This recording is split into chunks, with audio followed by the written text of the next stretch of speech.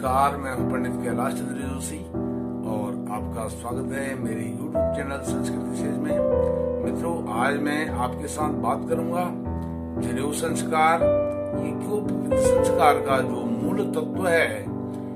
यज्ञोपवीत संस्कार, जनेऊ संस्कार क्यों करना चाहिए, क्यों आवश्यक है सनातन हिंदू धर्म में, इस पर मैं आपसे बात करूंगा। इसके मूल तत्व पर बात करूंगा। मित्रों, सर्वप्रथम आप मेरे चैनल को सब्सक्राइब कीजिए और मेरी इस वीडियो को लाइक कीजिए, शेयर कीजिए। जनेऊ संस्कार, यज्ञोपवीत संस्कार हमारे सभी संस्कारों का एक तरह से आधार है, मूल तत्व है। जितने भी 16 संस्कार होते हैं उनका मूल तत्व, मूल संस्कार यज्ञोपवीत संस्कार है। अब यज्ञोपवीत संस्कार का जो मूल तत्व है वह है ब्रह्मचर्य, ब्रह्मचर्य का पालन। और ब्रह्मचर्य का पालन किस प्रकार से हो, इसलिए यज्ञोपवीत संस्कार को समय से करना बहुत आवश्यक है। जब हम यज्ञोपवीत संस्कार कुमार अवस्था या पौगंड अवस्था में करेंगे तो तब वह बालक जब सुकुमार हो जाएगा, युवा हो जाएगा, जवान हो जाएगा, बालिग हो जाएगा, तब वह उस संस्कार के अनुसार जो उसको शिक्षा दीक्षा दी गई है उसके अनुसार उन पद चिन्हों पर चलने की कोशिश करता है। अब यज्ञोपवीत संस्कार कुमार अवस्था में देने का ऐसा धर्मशास्त्र में निर्णय मिलता है। कुमार अवस्था अर्थात 5 वर्ष तक की जो आयु कही गई है उसको कुमार अवस्था कही गई है। 5 वर्ष तक, उसके बाद कोई और अवस्था आरंभ हो जाती है, क्योंकि तुलसीदास जी ने रामचरितमानस में बालकांड में कहा है, श्री राम जी, लक्ष्मण जी, भरत और शत्रुघ्न जी, इन चारों भाइयों का जो यज्ञोपवीत संस्कार है वह कुमार अवस्था में हो गया था। ऐसा वर्णन आता है, भय कुमार जब ही सब भ्राता, दीन जनेऊ गुरु पितु माता।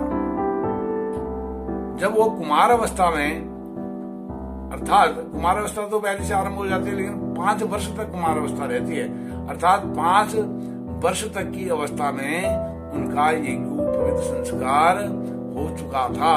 ऐसा रामायण के अध्ययन से हमें प्राप्त होता है। और उसके बाद तब शिक्षा और दीक्षा आरंभ होती है। उसके बाद आता है, गुरु गृह गए पढ़न रघुराई, अल्प काल विद्या सबाई। व्याकरण होता है, फिर यज्ञोपवीत संस्कार, और उसके बाद शिक्षा आरंभ होती है, विद्या आरंभ होता है। इस प्रकार से यह हमें प्रमाण मिलता है। अब इससे ब्रह्मचर्य का पालन कैसे होता है मैं आपको बताता हूँ। जैसे हम जानते हैं श्री राम सीता जी के साथ लक्ष्मण जी भी 14 वर्ष के वनवास पर गए थे, और यह जो ब्रह्मचर्य का पालन है हमें लक्ष्मण जी के चरित्र से वह स्पष्ट दृष्टिगोचर होता है, स्पष्ट दिखाई देता है। वो कैसे, जब सीता जी का हरण हो गया और सीता जी अपने कुछ वस्त्र, आभूषण आदि आदि वो जिस मार्ग से रावण उनको ले जा रहा था हरण करके, उस मार्ग पर वो छोड़ करके गई थी।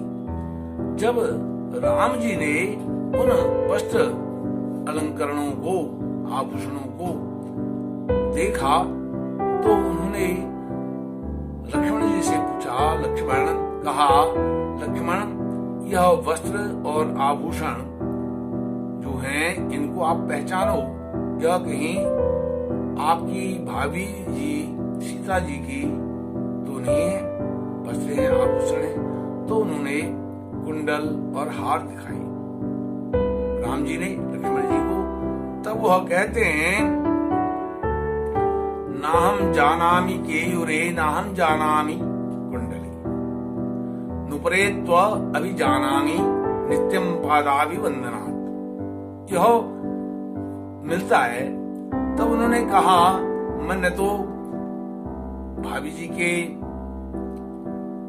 अर्थात जो हार है उनको पहचानता हूँ और नहीं उनके कान के कुंडलों को पहचानता हूँ।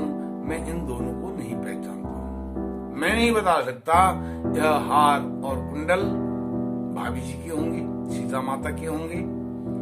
हाँ, यदि नुपुरेत्व भी जानामि, मैं केवल उनके जो नुपुर हैं, पैर में धारण करने वाले पायल हैं, बिछुए हैं, यदि वो होंगे तो मैं उनको अवश्य पहचान जाऊंगा, क्योंकि मैंने तो हमेशा चरण सेवा भाभी की करी है, माता के समान भाभी को माना है। जब यज्ञोपवीत संस्कार होता है, ब्रह्मचर्य के कुछ जो नियम हैं, उसके आचरण हैं, उसकी ब्रह्मचर्य की शिक्षा है, वो जब दी जाती है यज्ञोपवीत संस्कार में, जनेऊ संस्कार में, तो उसमें ब्रह्मचर्य के पालन के लिए क्या क्या कहा जाता है, उसमें सर्वप्रथम यह बात की जाती है, जो भी स्त्री है, स्त्री जाति कोई भी है, वो आपकी माता है या फिर बहन है। माता और बहन के अलावा वो आपकी कुछ नहीं है, सिर्फ माता है और बहन है। तो बड़ी है तो माता है, छोटी है तो बहन है। केवल माँ और बहन के रूप में ही संपूर्ण जगत में स्त्री को दो रूप में ही देखना है, तीसरा रूप कोई नहीं है आपके लिए। वह ब्रह्मचर्य का अनुशासन पाठ वहां पढ़ाया जाता है। अब यह पाठ जब कुमार अवस्था तक, पौगंड अवस्था तक पढ़ाया जाएगा, तब वह उस व्यक्ति के दिल में, दिमाग में वो बात रहेगी जो उसको कुमार अवस्था में गुरुजी के द्वारा बताया गया है। और उसके बाद ही उसका जो शिक्षारंभ है, विद्यारंभ है, वह होता है। जैसे भगवान श्री राम का, भाइयों का, उनके सबका एक साथ हुआ था। गुरु गृह गए पढ़न रघुराई, अल्प काल विद्या सब आई। तब अल्प काल में ही संपूर्ण विद्या का अर्जन वह व्यक्ति करता है, क्योंकि वह संस्कार इस प्रकार से दिया जाता है, वह इस मूल तत्व को पहचान लेता है कि यह जो है, यह ब्रह्मचर्य का अनुशासन है। अब उस ब्रह्मचर्य के बल पर ही जो भगवान शेषावतार लक्ष्मण जी हैं, वो जनक की सभा में कहते हैं, जब जनक महाराज जी ने सीता जी के विवाह के लिए स्वयंवर का आयोजन किया, तब वहां पर विश्वामित्र जी के साथ श्री राम और लक्ष्मण पहुंचे थे। जब कटुवाणी जनक जी ने कह दी कि अब इस संसार में कोई ऐसा योद्धा नहीं है क्षत्रिय कुल में, अब यह वीरहीन, वीर विहीन, क्षत्रिय विहीन धरा हो गई है, तब लक्ष्मण जी ने क्या कहा था, जो तुम्हारा अनुशासन पाऊं, कंदुक यू ब्रह्मांड उठाऊं। तो यह कहां से होता है? यह ब्रह्मचर्य के पालन करने से वह व्यक्ति सब कुछ प्राप्त कर लेता है। जब व्यक्ति ब्रह्मचर्य का अनुष्ठान करता है, पालन करता है, तो वह असंभव से असंभव कार्य को संभव बना देता है। वह राय का पहाड़ बना देता है और पहाड़ का राय बनाने की उसमें ताकत होती है, शक्ति होती है। यह शक्ति आती है ब्रह्मचर्य से।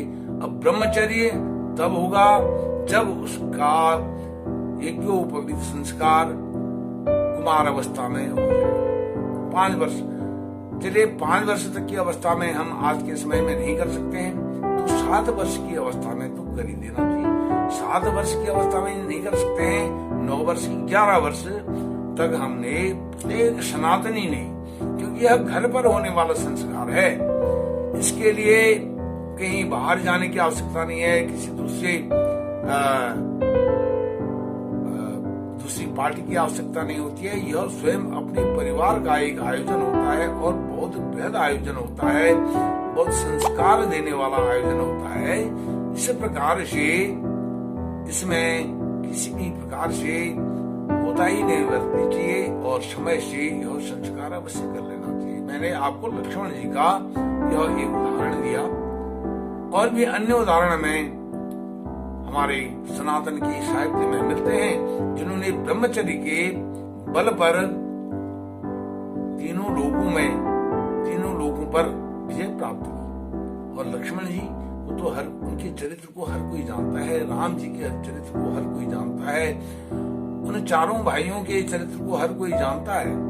तो इस प्रकार से यह अनेक उदाहरण हमको मिलते हैं, और वह जो पुरुष है वो फिर महापुरुष होता है। ऐसे लक्ष्मण जी जैसे, हनुमान जी जैसे वो महापुरुष होते हैं। मित्रों, इस प्रकार से हमें यज्ञोपवीत संस्कार को समय रहते हुए कर लेना चाहिए। यही अभीष्ट है, यही सनातन के पक्ष में है। मित्रों, आज आपने यज्ञोपवीत के मूल तत्व पर यह सब चर्चा सुनी। आपको यदि अच्छी लगी, आप अपने मित्रों के साथ भी इस